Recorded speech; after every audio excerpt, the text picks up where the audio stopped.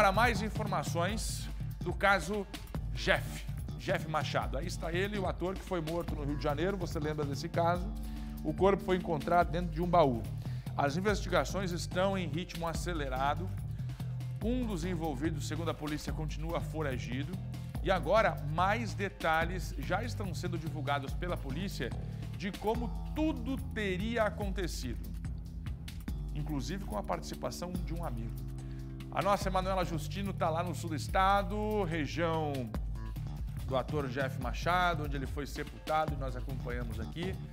E ela vem fazendo esse trabalho de apuração em duas frentes. Primeiro com a polícia, inclusive a polícia do Rio de Janeiro, e também com a família, que vem divulgando informações.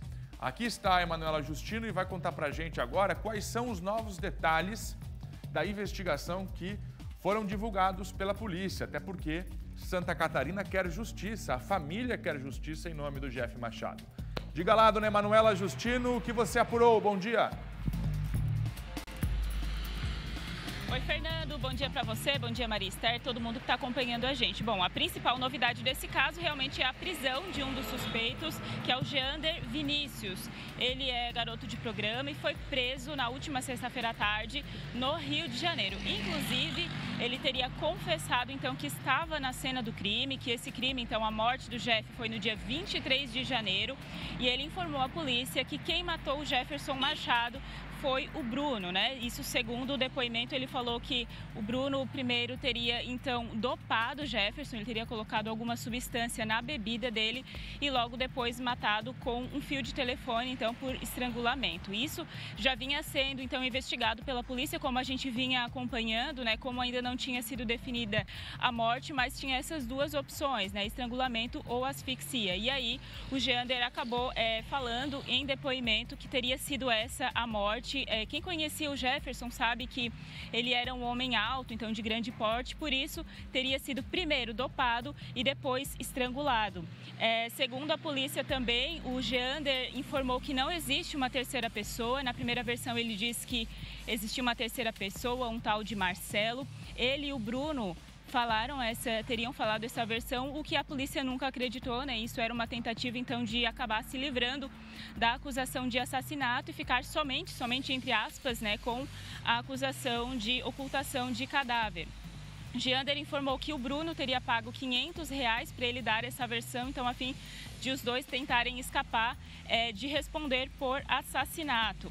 A polícia informou então que esse crime foi premeditado, né? Como a gente já vem acompanhando, a casa onde o corpo foi encontrado, o muro foi levantado algumas semanas antes, então o muro era muito alto, realmente para que quem passasse por ali não visse nenhuma movimentação.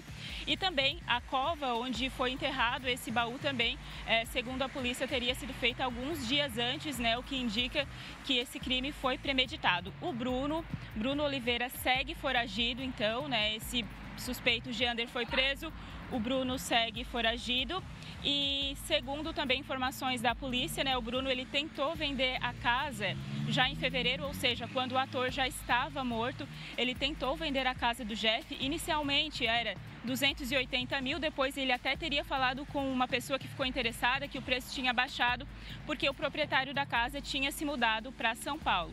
E o carro também, né? Ele chegou a anunciar para venda e agora a polícia, claro, que segue com as investigações, a gente segue acompanhando daqui também. E só uma última informação, nesse último sábado aconteceu a missa de 7º dia em Araranguá, no Santuário Nossa Senhora Mãe dos Homens, né? Por conta o sepultamento que foi no último sábado, no sábado da semana passada, então também teve nesse último final de semana as homenagens e é claro que a gente segue acompanhando os desdobramentos desse caso aqui. Volto com vocês. Emanuela, muito obrigado por acompanhar, trazendo essa resposta para a comunidade, não é mesmo, para a família, que está nesse momento cobrando por justiça.